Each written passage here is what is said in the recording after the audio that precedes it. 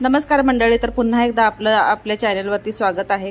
तर ही बघा शनिवार रात्रीची भांडी आहेत। मी शनिवार रात्री जी आहे ती भांडी घासून झोपलेली होती आणि रविवारी सकाळचा हा जो आहे तो व्हिडिओ आहे। सकाळी उठल्या आदल्या दिवशी जर भांडी घासली असेल तर मन जे आहे ते प्रसन्न वाटतं। आणि मी हल्ली काय करते, थंडी असून देखील पण पाणी थोडंसं कोमट करून घेते आणि रात्रीचं आहे ती भांडी मी इथं घासून घेते, कारण सकाळी मुलीला जायला पण बरं मिस्टरांचा आणि तिचा काय जो डबा आहे तो बनवण्यासाठी पण बरं पडतं। सकाळी किचन ओट्यावरती जर भांडी बघितली तर खूप कंटाळा येतो, तर किचन कट्टा जर स्वच्छ असेल तर छान वाटतं। मग ही अशी जी भांडी पसरलेली होती किचन ओट्यावरती घासून ठेवलेली ती व्यवस्थित अशी लावून घेतली। नंतर जी आहे ती इथं मी वांग्याची भाजी आता इथं बनवत आहे। आता भरणीमध्ये तुम्हाला वाटत असेल ही काय दाखवते, तर हा आहे आमचा घाटी मसाला, म्हणजे आपल्या कोल्हापुरी पद्धतीचा, जो आम्ही वर्षानुवर्ष असंच करून ठेवतो। एक म्हणजे जानेवारी फेब्रुवारीच्या दरम्यान उन्हाळ्यामध्ये जर केलं तर पूर्ण एक वर्षभर या मसाल्याला बघावं लागत नाही। मसाला जो आहे तो व्यवस्थित राहतो, तिखट जे आहे ते, आणि चवीला देखील म्हणजे जरासुद्धा कणभर सुद्धा त्यामध्ये फरक पडत नाही। आहे तशी चटणी जी आहे तशी राहते। आमच्या कोल्हापूर भागामध्ये तर मैत्रिणींनो वर्षानुवर्ष ही असंच चटणी करण्याची पद्धत आहे। ह्या वर्षी केली की पुढल्या वर्षीच, तर अशी ही कोल्हापुरी चटणी मी इथं थोडक्यात तुम्हाला दाखवलेली आहे। तर आता वांग्याची भाजी इथं मी बनवून घेतलेली आहे।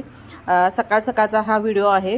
आज रविवार तर होता, पण जेवणावरून व्यवस्थित असं बसलेलं बरं असतं जरा, तेवढाच म्हणजे रविवारी असलं की तुम्हाला माहीत आहे रविवारचंच दुप्पट काम असतं, म्हणून मी रविवारचं सकाळचंच काय करते, इतर वेळापेक्षा सकाळी लवकर उठते आणि जेवण जे आहे ते व्यवस्थित असं बनवून घेते। कारण रविवारचं तुम्हाला माहीत आहे सगळ्यांना सुट्टी असते, पण आपल्याला मात्र एक्स्ट्रा कामं असं जी आहे ती वाढून ठेवलेली असतात।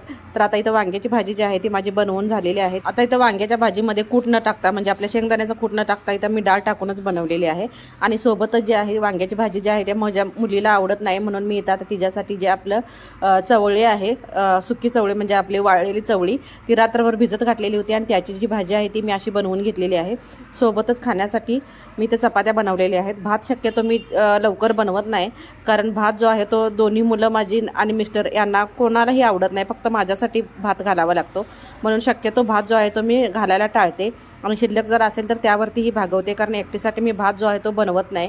तर अशा पद्धतीने चवळीची भाजी, वांग्याची भाजी आणि आपली चपाती जी आहे ते तयार झालेलं आहे। सकाळी मी जेवण जे आहे ते उरकून घेतलेलं आहे आणि आता वेळ आहे नाश्त्याची। तर नाश्त्यासाठी जे आप्याचं जे पीठ आहे ते माझं शिल्लक राहिलेलं होतं, म्हणजेच आपलं डोश्याचं, आता त्याचेच जे आहे ते मी आता आप्पे जे आहे ते मुलांना बनवून देणार आहे। पीठ थोडंच शिल्लक राहिलेलं आहे, कारण आदल्या दिवशी मी जे आहे ते डोसे बनवून घेतलेले होते। आता म्हटलं राहिलेल्या पिठाचं जे आहे ते अशा आप्पे बनवून मुलांना खाण्यासाठी देऊयात। आता चटणी वगैरे त्याला खाण्यासाठी काहीच बनवली नव्हती। हे जे आहे ते आप्पे मी आता चहाबरोबरच देणार होते। आपले आप्पे जे आहेत ते तयार झालेले आहेत, ते तुम्ही बघू शकता। खमंग त्याला जाळी पण अशी सुटलेली आहे आणि व्यवस्थित असे खुसखुशीत असे आप्पे जे आहेत तयार झालेले आहेत। त्याबरोबरच आता मी त्या चहा दबदबीत असा दुधाचा चहा केला, कारण सकाळी आम्ही जो आहे तो काळा चहा पितो चौघेही, मी आणि माझी 2 मुलं, आणि नंतर त्यांना चहाबरोबर आपल्या दुधाच्या चहाबरोबर हे खायला दिलं। आप्पे वगैरे बनवून झाल्यानंतर मी थोडंसं आवरलं, आपलं किचन ओट्यावरचा सगळा पसारा ते वगैरे जे काढला, आणि नंतर मग मी जरा बाहेर गेले होते, म्हणजे आमच्या शेताकडे जरा तिथं काम सुरू होतं ते मी गेले होते। तर इथे तुम्ही पाहू शकता अशा पद्धतीने मी जातानाच लगेच डॅनी जो आहे तो माझ्याकडे बघत होता, त्याला पण माझ्यासोबत यायचं होतं। मग काय दोघं जण आम्ही जे आहे ते शेताकडे गेलो। तर शेताकडे इथं तुम्ही पाहू शकता असं हे ह्यांचं दोघांचं मायलेकरांचं काय जे काम आहे ते सुरू होतं, आणि यांचे चेहरे मी दाखवणार होते, पण यांना या व्हिडिओमध्ये यायचंच नव्हतं, म्हणजे ह्याच काय तर दुसऱ्या पण व्हिडिओमध्ये यायचंच नव्हतं। त्यांना म्हणायचं, म्हणजे ते म्हणतात की तुला काय करायचं ते कर, पण आम्हाला व्हिडिओमध्ये घेऊ नको। तर शेतात देखील आमचं हे असंच थोडंसं बांधकाम थोडं जे आहे ते सुरू होतं, पण हल्ली ते आता सध्या बंद झालेलं आहे। मी रोडकडेलाच तिथं असं बसून राहिले आणि थोड्या वेळानंतर जे आहे ते मी घरी आले। तर इथं पाहू शकता अशा काहीसा आमचं शेताचा म्हणजे आमच्या गावचा नजारा आहे। आमच्या शेताला लागूनच जो आहे तो इथं डांबरीचा रस्ता आहे। तर थोडंसं मी इथं दाखवण्याचा तुम्हाला प्रयत्न केलेला आहे। आमचं तिथलं शेतातलं वगैरे काम उरकलं आणि आम्ही 2 गाड्या घेऊन घरी आलो। नंतर घरी आल्यानंतर व्यवस्थित असं आम्ही 3 जण बसून जेवलो। मुलगी जी आहे ती दुपारचा तिचं क्लास होता म्हणून ती गेलेली होती, आणि जेवून बाहेर जाऊन बघते तर काय असं अचानकच ट्रॅफिक बाहेर जमा झालेलं होतं।